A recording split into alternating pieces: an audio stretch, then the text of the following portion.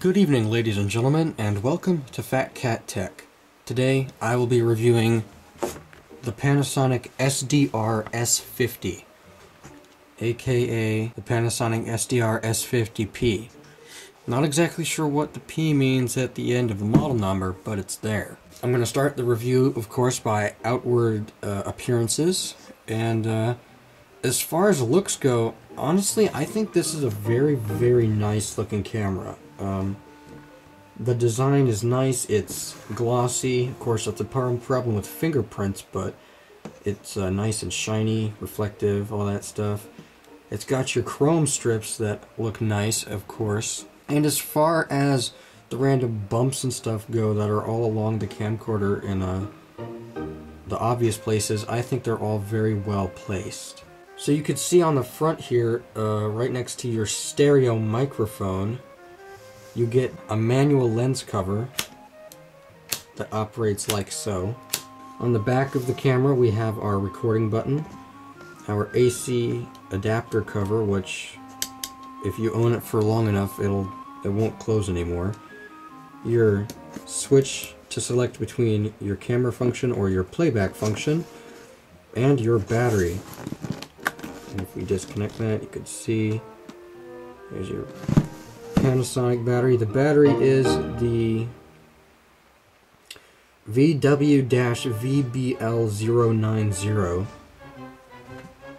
It's 3.6 volts and 895 milliamp hours with 3.3 watt hours.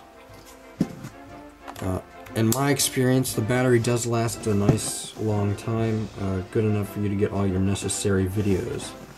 On the top of the camera we have our speaker, which functions for playback, our zoom, and our photo button.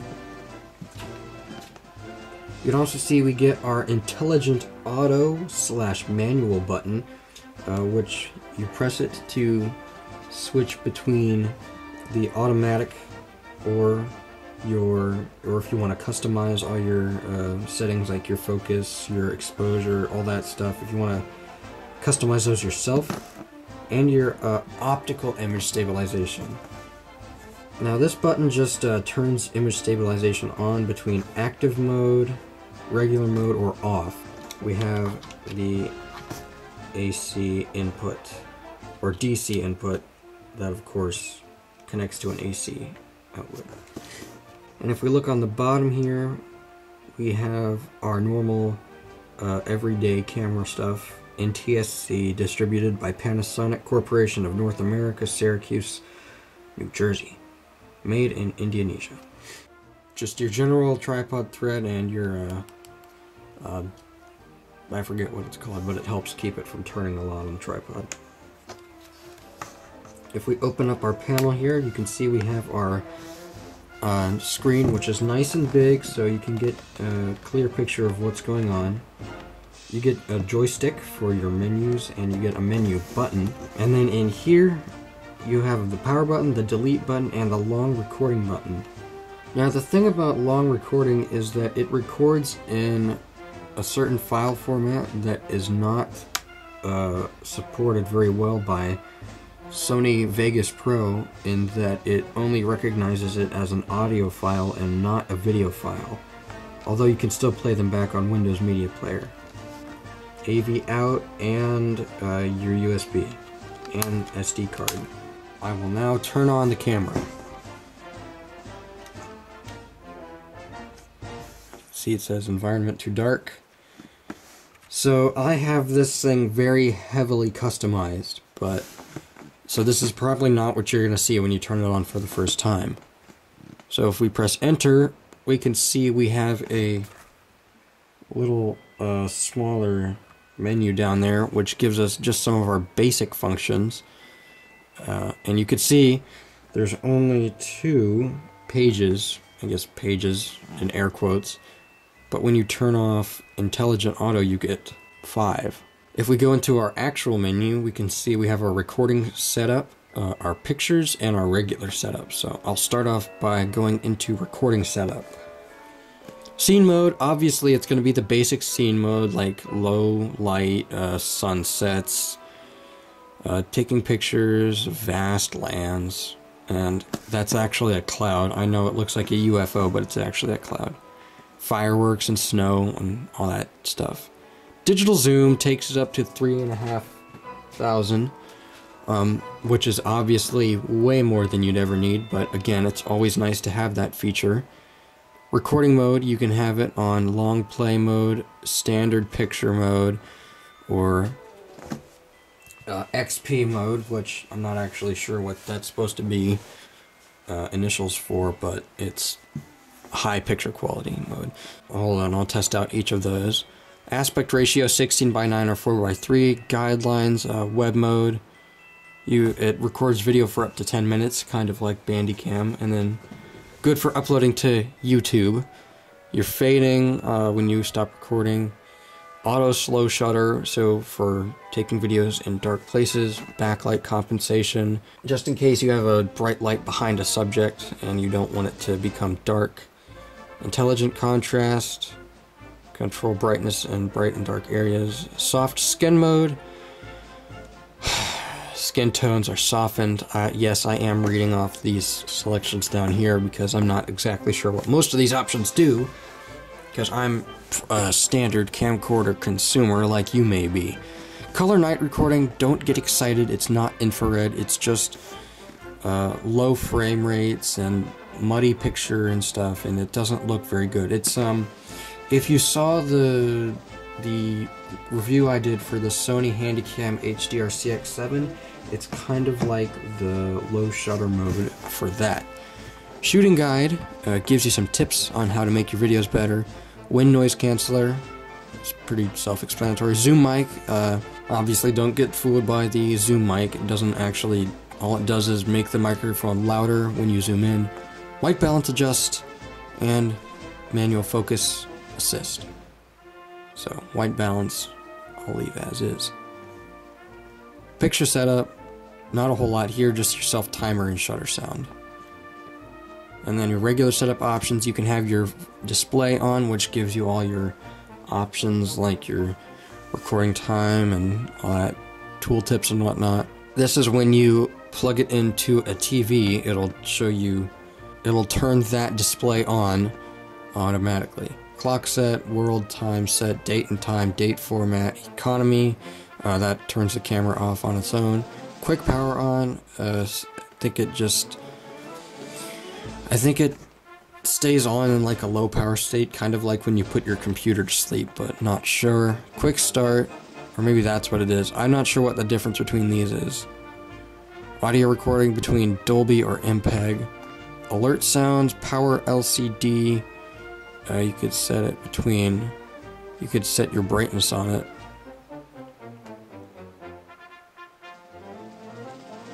And I have it on the decreased brightness setting to save the battery.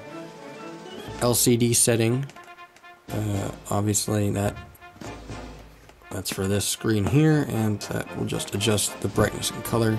TV aspect 16:9 or 4:3, initial settings, or you can format your card, demo language, or language. Now let's go over this basic menu down here. It gives you white balance, iris, or shutter. Iris just controls the brightness. And then your shutter speed, manual focus, that's backlight compensation, which is much more effective than it is on the Sony Handycam HDR-CX7. Fade, and then help mode, which you don't need. Web mode, which will record in 10 minutes for you. Get your guidelines. Pre-recording, which records, I believe it's 3 seconds before you actually hit the record button, so you don't lose any kind of special footage. Intelligent contrast, soft skin mode, and then your color night recording, which, again, don't be fooled, it's just a sad idea of what night recording could be. I almost forgot, optical image, the stabilization button. So it's off, press the button once, and you get active mode, and then you get OIS, which I believe is Optical Image Stabilization. So that's your basic menus, and then I am now going to do some test footage using the Panasonic SDR-S50. So here is the test of the Panasonic SDR-S50, and as you can see, it doesn't actually record in full 16:9, I guess? I don't know, it's smaller than it should be, which is weird. I don't know why it's doing that, but this is a test of the 78 times optical zoom.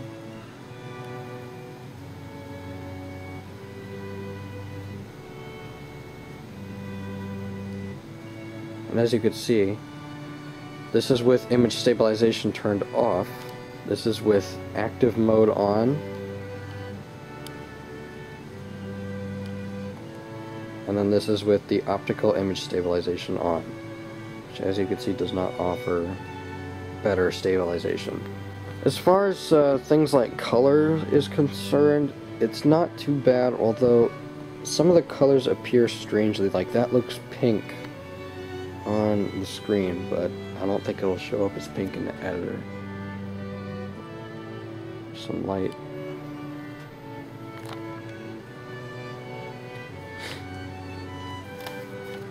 Okay, so I'll go over here and I will test out the Panasonic low light recording, and you actually have to stop recording to test it, so hold on. So as you can see, it's pretty much like Sony's. When you hold it still, can't really see the difference until you actually start turning it around. Now if you bring it into a higher light situation, you can get fooled into thinking that it's recording in normal mode until it goes into a low light situation like this.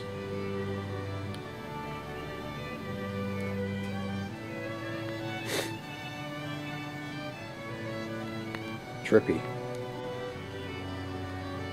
Here's backlight compensation turned on. Here's backlight compensation turned off. You can see it's more effective than it is on the Sony camera. On and off. So before I was recording in the XP mode, and this is the SP mode, and you could see, maybe you could see the difference there, I don't know. I've never really noticed a difference, but maybe there's something there. And this is the camera recording in long play mode, the lowest quality setting. So picture quality might be lower. I really don't know I can't tell the difference. So that's that.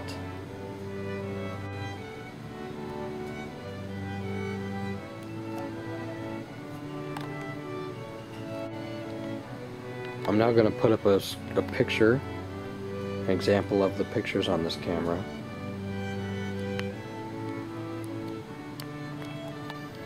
And if you put it in intelligent auto mode, it will adjust a few certain things for you so you can get better picture and, you know, low light situations, all that normal stuff. So yeah, that's the Panasonic SDR-S50. I will now perform a stress test on this camcorder's microphone by setting off a fire alarm, which is very loud.